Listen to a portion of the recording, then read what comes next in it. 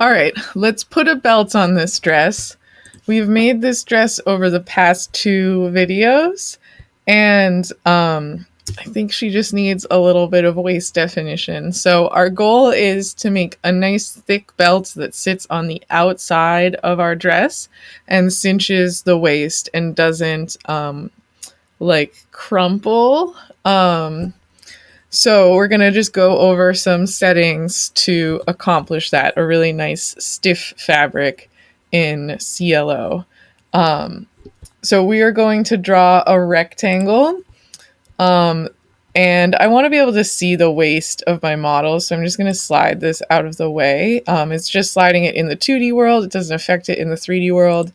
And we are going to first off, return her to her normal pose, and then draw a rectangle that sits right at her waist. So we'll wait for her to get there.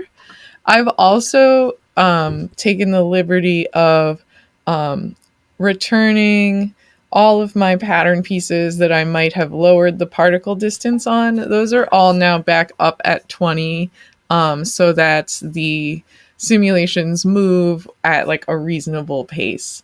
So that's right here. We'll make sure all those are at 20. So now she's back, and I'm just going to draw the waist, the belt, and that's pretty good. Maybe we make it a little bit smaller, and we are going to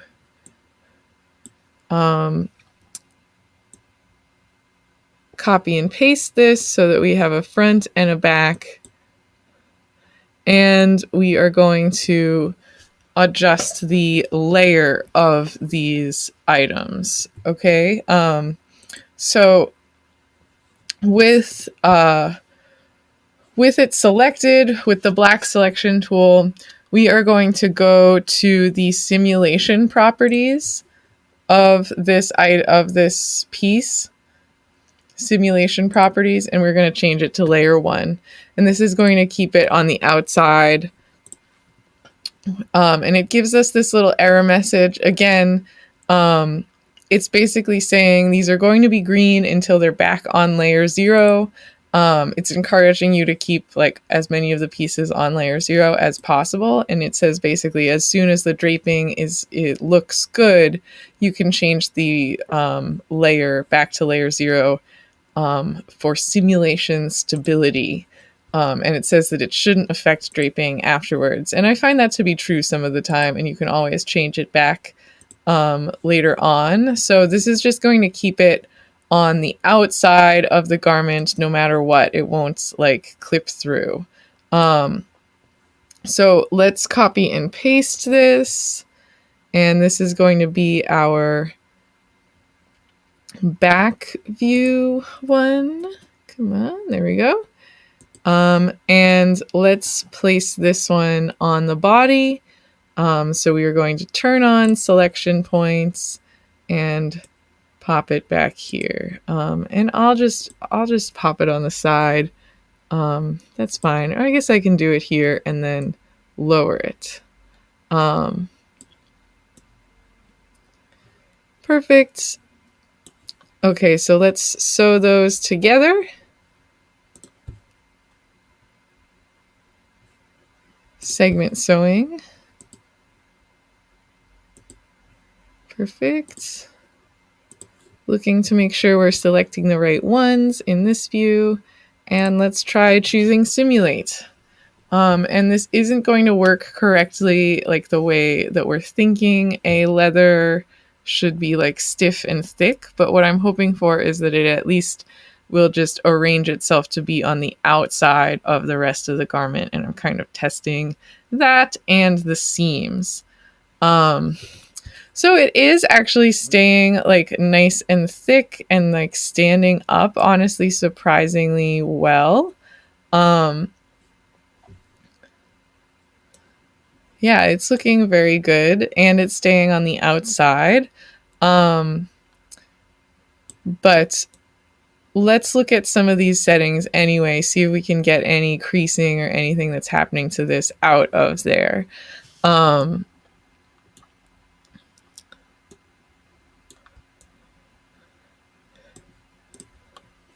So it certainly is moving a little bit on the edges and stuff, and we can get rid of all of that by adjusting some of the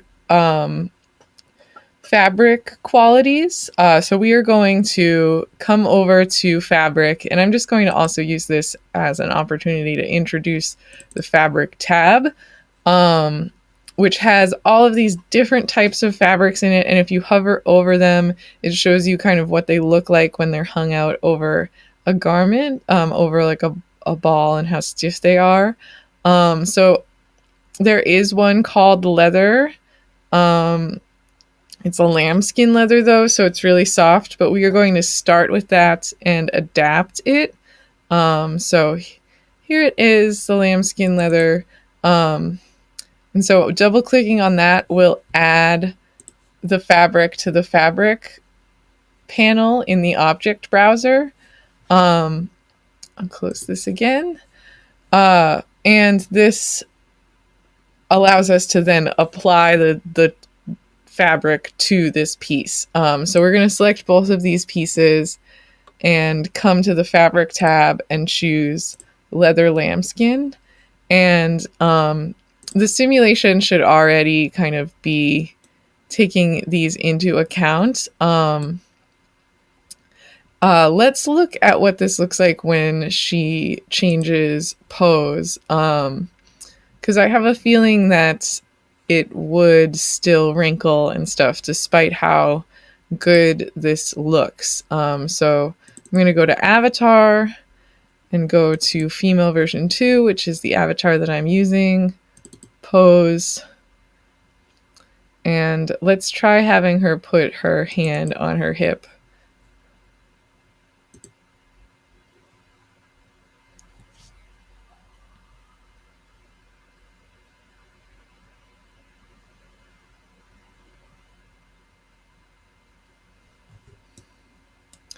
Okay, so it gathered a lot more of the skirt than the dress, and the leather is staying, like, honestly very nice and stiff.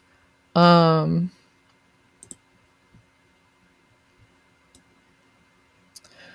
let's make it even stiffer. Let's just go over how we could make it stiffer, especially if we were running into issues. And this is really basic. We might talk about how to get like a belt loop in here some other time. So I know that this is looking good, but I want to talk about some of the physical properties that we can adjust in the fabric settings. So I've minimized information and material properties, and we're just looking at physical properties. And first off, you can change the thickness of the fabric here, but it won't actually be rendered properly until we do like a proper rendering. So like we can take like an animated rendering, and then it would show up, but it won't actually show up right now, but you could change the thickness. But we can also change the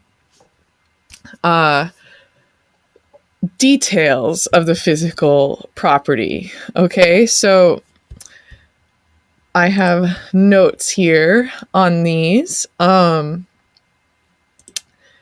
If we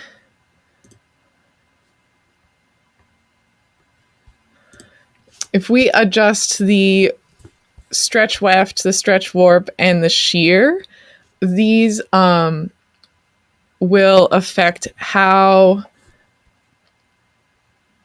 intensely the material creases, and how elastic it is.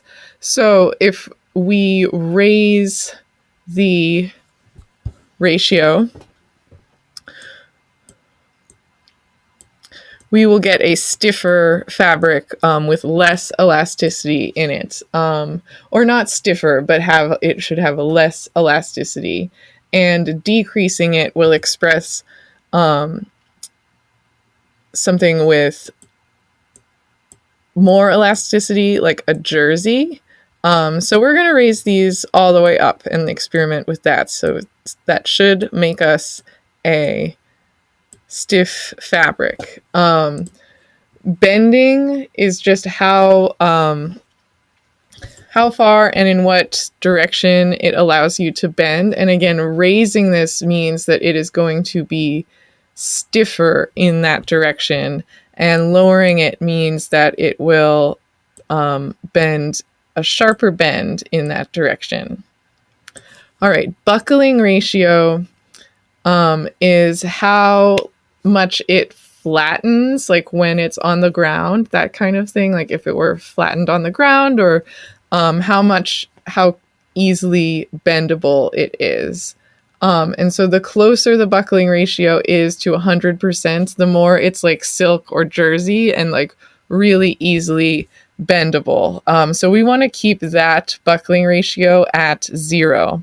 But the buckling stiffness is how much it wants to buckle. And actually, if we raise this all the way up, it should be as stiff as can be. We can also talk really quickly about internal dampening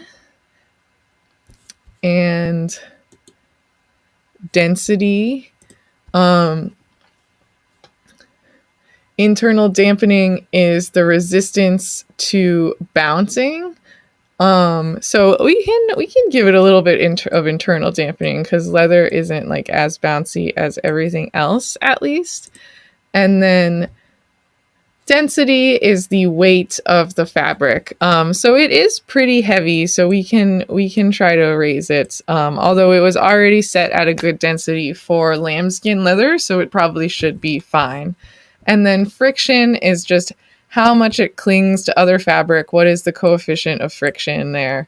So we'll leave that, and we'll raise the thickness to 5, even though we won't see that until later. And let's try simulating this with what should be our ultra stiff fabric.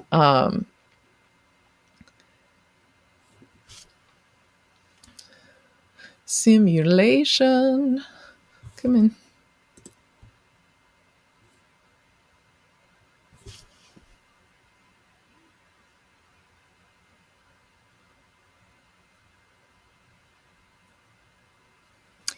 There it goes. So it certainly did stiffen. It's not kind of conforming to the shape of her body anymore, and it's still kind of trying to work that out around the hand and like how it's interacting with the hand. So let's change her pose back to something more natural. We'll just have her put her arms down. She's getting attached to her hand there, but she should work that out.